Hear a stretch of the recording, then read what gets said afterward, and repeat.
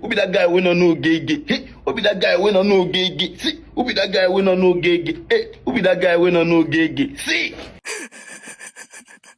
You don't say I'm happy. I spent 1.5 million naira to clean this street. The worst mistake you fit make for your life, now to follow me talk and you not get money for a cat. I go bite you. One of the sign of poverty na yellow teeth. When you dey waka around and your teeth they brown, they yellow, that's not a sign of poverty. And if you want to become successful in life, even if now not be your own money, not be your own money, na legal money we they make na brain work. If I person mama who you want to save abroad, we go sell you money, we go take guy. Then the day when the woman not sell you money, you got the hungry for your life. That one na mumu life.